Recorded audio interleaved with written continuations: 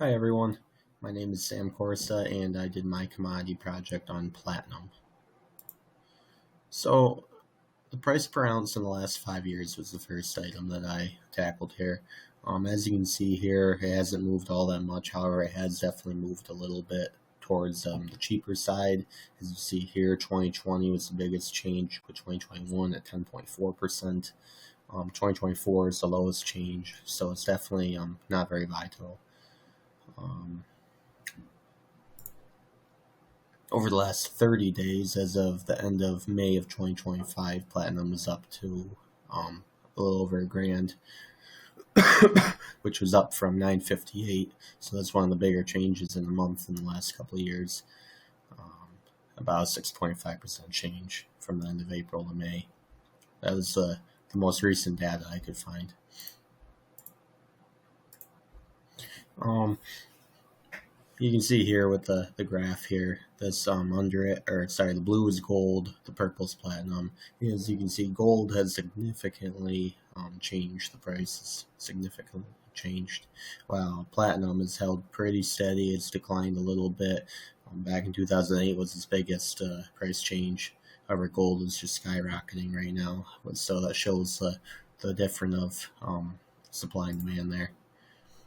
So as you can see on this graph, this is the last 5 years versus gold, and you can see it was definitely in the last 5 years from 2010 to 2015, and that gap had a very significant jump and then drop down. But then the last 5 years, it's held pretty steady. As you can see here, between 2000 and 2010, it was aiming for the sky. So the main uses of platinum, automotive take out the biggest section of it. Industrial, jewelry, investment, they're all really, pretty equal. Nothing's really that much higher than the other. Maybe automotive a little bit.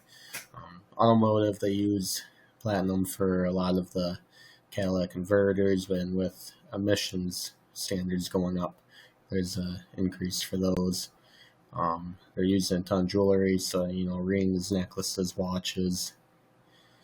Um, ju- Industrial, such as in the medical for machines and glass manufacturing, electrical contacts, and then the other 20% is just investments, private investments, public investments, corporation investments.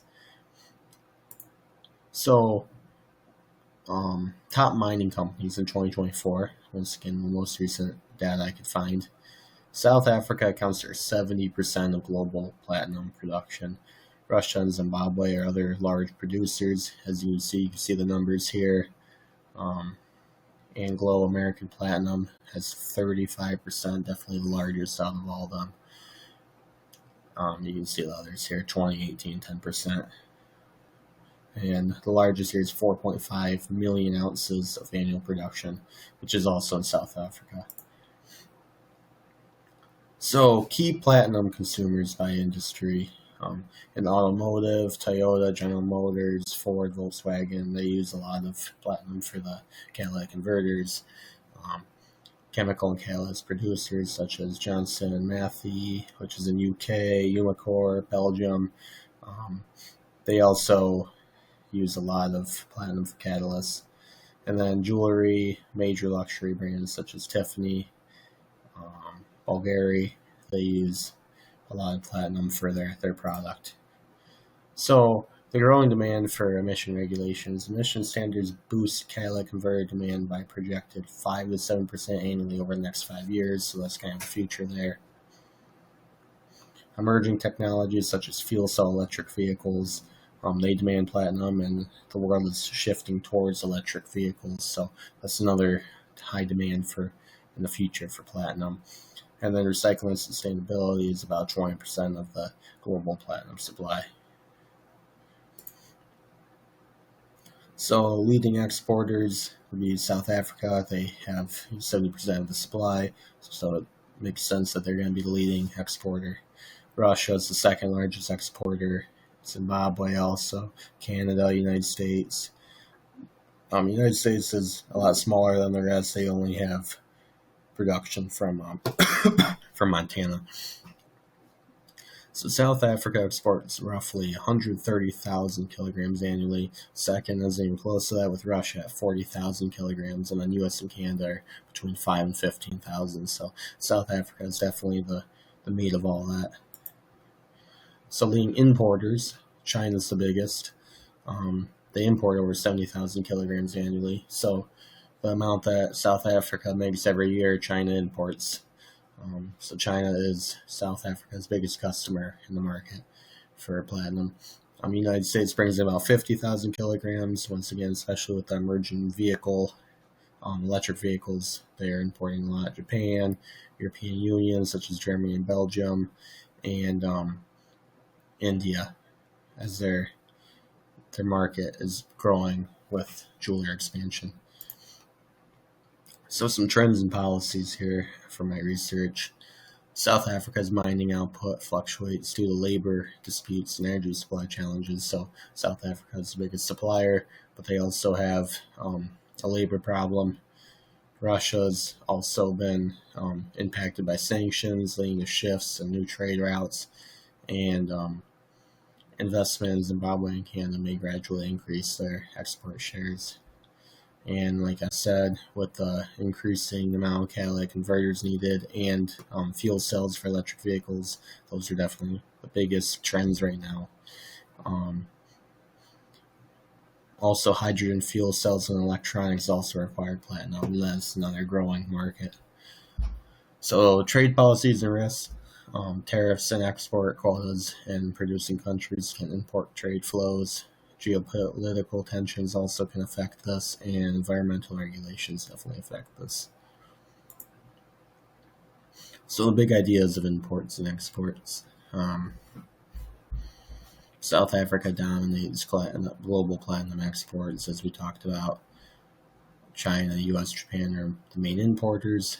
Trade flows are shaped by geopolitical problems, changes, labor issues, such as strikes by South African unions, and definitely a shift towards green technology, hydrogen, fuel cells, all that.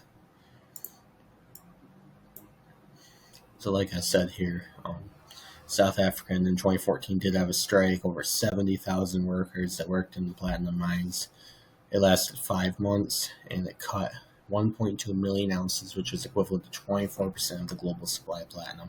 This caused a spike in $2 billion lost revenue, which we did see on the charts and the graphs earlier from that data.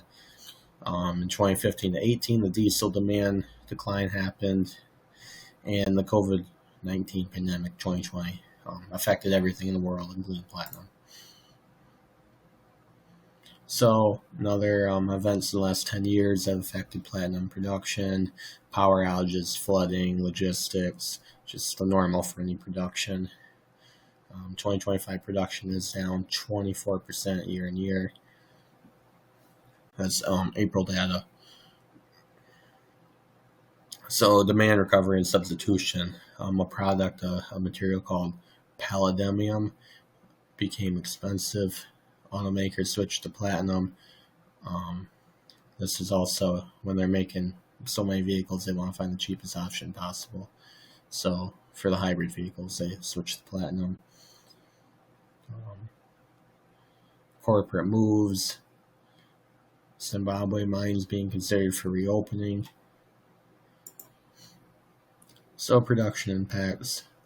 There's a very unstable supply from repeated disruptions, as we talked about in the previous slide. Price effects. Prices rise during strikes as demand is lower or higher. Prices fall during demand shocks, COVID-19, diesel decline. Looking ahead, short term, tight supply and rising demand equal bullish prices as demand is growing and they can only make and produce and mine so much. Long-term EV adoption, electric vehicles may reduce catalytic converter use as they'll have different emission standards.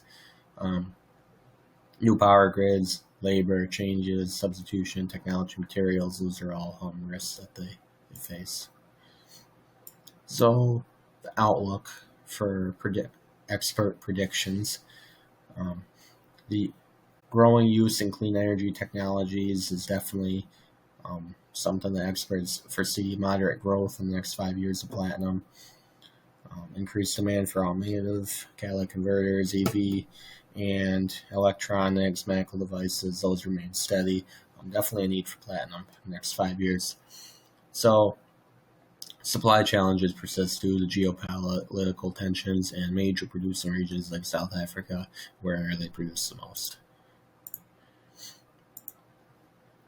So, factors influencing platinum's future: green energy push, auto industry shift, market volatility. We talked about most of those already, but um, platinum prices are historically volatile due to limited supply sources and sensitivity to economic cycles, um, especially with the market and the economy right now. It's very unpredictable.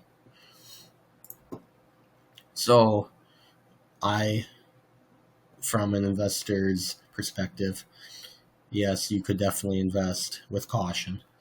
Um, Definitely, there's long-term growth, especially with you're more or less investing in green energy if you invest in platinum. Or some people may even say, why not? These people might say short-term volatility and and competition from alternate materials, like the material we talked about earlier, create uncertainty. The rise in full electric cars, we could be over demanding right now, and then it could crash. So overall, a diversified portfolio approach is recommended.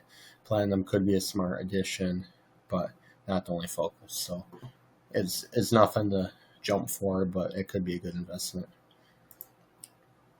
This is my work cited. Thank you for watching. Please comment with any questions. Thank you.